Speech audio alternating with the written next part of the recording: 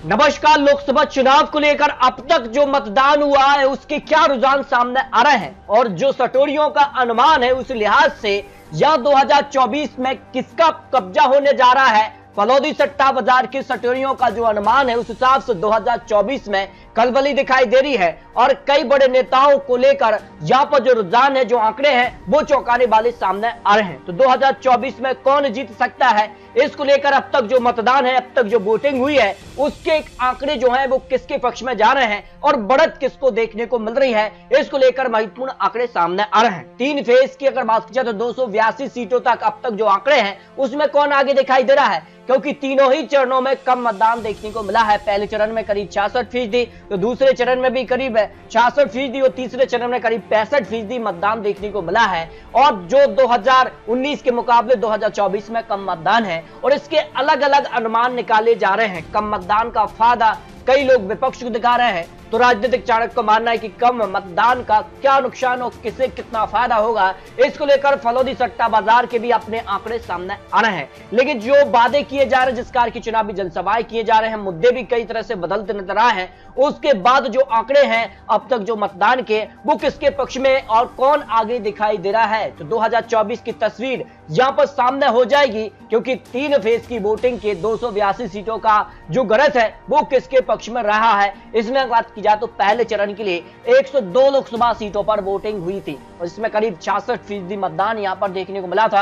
हालांकि 2019 के मुकाबले कम मतदान देखने को मिला है। 2019 70% मतदान हुआ था, तो 2024 में करीब 66% मतदान देखने को मिला है। और जो आंकड़े सामने आ रहे हैं उसमें 102 लोकसभा सीटों में से भारतीय जनता पार्टी यानी एनडीए गठबंधन को 32 से 36 सीटों का अनुमान है, जबकि इंडिया गठबंधन को 40 से 54 सीट और के पक्ष में 0 से 6 सीट का अनुमान सामने आ रहा है। क्योंकि पहले फेज में यहां पर बात की जाए तो तमिलनाडु की सभी सीटों पर पहले फेज में ही वोटिंग हुई थी। इसके अलावा बात की जाए तो अन्य यहां पर राज्यों में वोटिंग हुई है जिनमें इंडिया गठबंधन का पलड़ा पहले फेज में भारी नजर आया है। जबकि दूसरे फेज की अगर बात की जाए तो दूसरे फेज में 88 सीटों के लिए करीब 66% मतदान देखने को मिला है, जो कि 2019 के मुकाबले यहां पर 4% की गिरावट देखने को मिली है। और इस 4% की गिरावट को लेकर बड़े बड़े दिग्गज नेताओं का अनुमान भी सामने आया है। माना जा रहा है कि 45 से 55 सीटों पर भारतीय जनता पार्टी की बढ़त देखने को मिल रही है, जबकि 40 से 50 सीटों पर इंडिया गठबंधन को भी बढ़त देखने को मिल रही है। अन्य के पक्ष में 4 सीटों का अनुमान दिखाई दे रहा है। कई सीटों पर कांटे की टक्कर इस बार देखने को मिली है। दूसरे फेज में कांटे की टक्कर देखने को मिलती नजर आई है,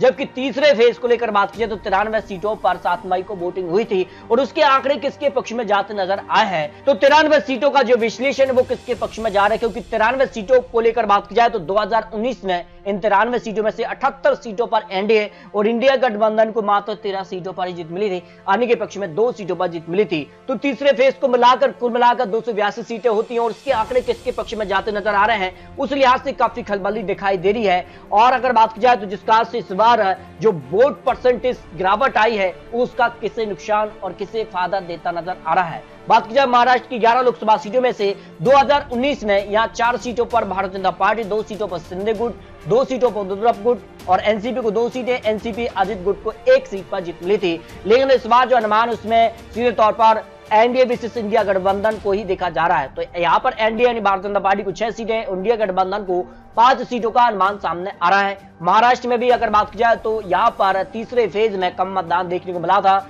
यहाँ पर 2019 के मुकाबले कम मतदान देखने को मिला है। वही उत्तर प्रदेश के लेकर बात की जाए तो 10 सीटों पर तीसरे फेज में वोटिंग हुई है और 10 सीटों का जो अनुमान रहा था और जो अब आंकड़े बन रहे हैं, 2019 में 8 सीटों पर भारतीय जनता पार्टी, 2 सीटों पर समाजवादी पार्टी और बीएसपी यानी के पक्ष में 0-0 सीट रही थी। इस बार जो अनुमान है इंडिया गठबंधन को 2 सीटें मिल सकती हैं, वहीं भारतीय जनता पार्टी को 8 सीटों पर पलड़ा भारी नजर आ रहा है उत्तर प्रदेश को लेकर जो विश्लेषण सामने आया है। भाई अगर बात की जाए तो यहाँ पर तीसरे चरण में 7 मई को यहाँ पर बिहार की यहाँ पर 5 सीटों पर वोटिंग खत्म हुई है और कई सीटों पर वोट परसेंटेज में भी गिरावट देखने को मिली है।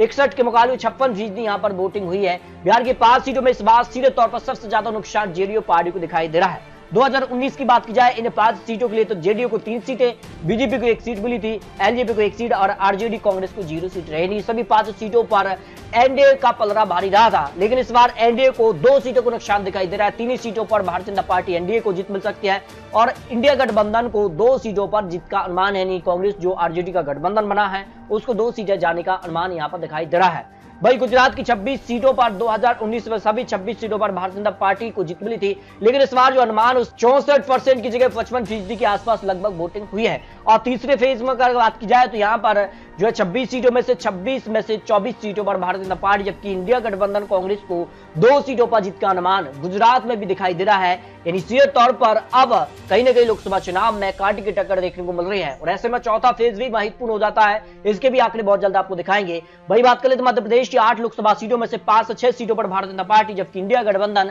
2 से 3 सीटों पर भारी नजर आया है। और ऐसे में बात की जाए तो यहाँ पर 2019 में इन 9 सीटों में से 9 सीटों पर ही भारतीय जनता पार्टी ने जीत हासिल की थी, लेकिन इस बार सीधे तौर पर 2 से 3 सीटों का नुकसान मध्य प्रदेश को लेकर लगाया जा रहा है। जबकि कर्नाटक की यहाँ 14 लोकसभा सीटों के लिए 2019 में सभी 14 सीटों पर भारतीय जनता पार्टी को जीत मिली थी, लेकिन इस बार काफी हलचल हुई है। कर्नाटक में कांग्रेस विधानसभा चुनाव में जीती है, उसका फायदा उनको लोकसभा चुनाव में मिलता नजर आ रहा है। कर्नाटक में यहाँ पर 68% की जगह 66% लगभग वोटिंग देखने को मिली है और कर्नाटक को लेकर जो अनुमान उसमें भारतीय जनता पार्टी को करीब 8 से 11 सीट का अनुमान सामने आ रहा है। वही 3 से 6 सीटों पर इंडिया गठबंधन भी भारी नजर आई है और रानी के पक्ष में 0 सीट नजर आ रही है। सीधे तौर पर कर्नाटक में सीधे तौर पर कांटे की टक्कर इस बार देखने को मिल सकती है।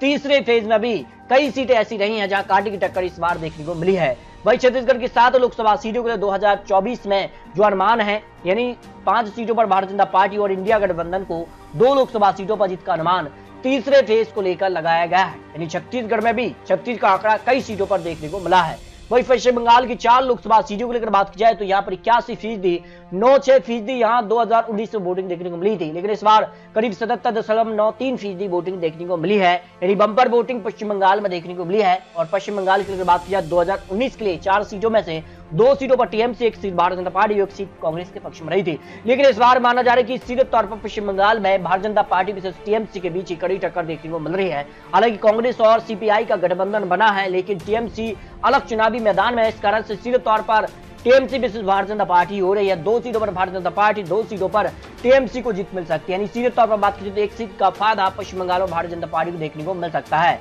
वही गोवा की 2 लोकसभा सीट की बात की जाए तो 1 सीट पर भारतीय जनता पार्टी और 1 सीट पर यहाँ पर इंडिया गठबंधन को जीत का अनुमान सामने आ रहा है। 2019 में भी 1 सीट पर भारतीय जनता पार्टी तो 1 सीट पर सीधे तौर पर कांग्रेस को जीत मिली थी। उत्तर गोवा में भारतीय जनता पार्टी और दक्षिण गोवा में कांग्रेस को यहाँ पर जीत का अनुमान सामने आ रहा है। इसके अलावा असम की 4 लोकसभा सीट की बात की जाए तो 2019 में 1 सीट पर भारतीय जनता पार्टी, 1 सीट कांग्रेस और 2 सीटें यहाँ पर जो है आने के पक्ष में रही थी, लेकिन इस बार सीधे तौर पर माना जाए कि 2 सीटों पर भारतीय जनता पार्टी और 1 सीट कांग्रेस तो 1 सीट आने के पक्ष में जा सकती है। यानी असम में 1 सीट का फायदा भारतीय जनता पार्टी को तीसरे फेज में देखने को मिल सकता है। इसके अगर बात की जाए तो यहाँ पर 93 सीटों का जो विश्लेषण 2019 में रहा था उसमें एनडीए को 78 सीटों पर जीत मिली थी, जबकि इंडिया गठबंधन को 13 सीट और रानी के पक्ष में 2 सीटों पर जीत मिली थी, लेकिन इस बार कई सीटों पर सीधे तौर पर कांटे की टक्कर दिखाई दे रही है। और जो अनुमान यहाँ पर लगा जा रहा 60 से 70 सीटों पर भारतीय जनता पार्टी का पलड़ा तीसरे फेज में भारी हो सकता है, जबकि 20 से 30 सीटों पर इंडिया गठबंधन और रानी के पक्ष में 2 से 5 सीटों का अनुमान यहाँ पर दिखाई दे रहा है। निश्चित तौर पर कई सीटों पर कांटे की टक्कर देखने को मिल रही है। जबकि अगर बात की जाए तो 3 फेज की जो वोटिंग खत्म हुई है अब तक, उसके 282 सीटों का जो विश्लेषण है उसमें भारतीय जनता पार्टी को 130 से लेकर 150 सीटों का अनुमान सामने आ रहा है, जबकि इंडिया गठबंधन को 90 से 120 और रानी के पक्ष में 10 से 20 सीटों का अनुमान यहाँ पर लोकसभा चुनाव को लेकर अब तक जो मतदान हुआ है उसके आंकड़े, उसके विश्लेषण यहाँ पर निकलकर सामने आ रहा है। फिर भी आपको बता दिए चुनावी आंकड़े, चुनावी अनुमान है, अभी भी कई चरणों की वोटिंग बाकी है, लेकिन जिस कार से माहौल बदलता नजर आया है उसके बाद कितना कुछ माहौल बदलेगा। क्या इंडिया गठबंधन पूर्ण बहुमत सरकार बनाने जा रहा है 2024 के लिए? क्या भारतीय जनता पार्टी 400 पार हो पाएगी या अन्य को कितनी सीटें मिलेंगी, ये तो जनता 4 जून को तय करने जा रही है। तो दोस्तों आपको क्या लगता है? बहुत जल्द आपको सभी 543 सीटों का भी महत्वपूर्ण विश्लेषण दिखाने जा रहे हैं। तो मिलते हैं और लेटेस्ट और महत्वपूर्ण विश्लेषण के साथ, तब तक ले जाएं, जय भारत।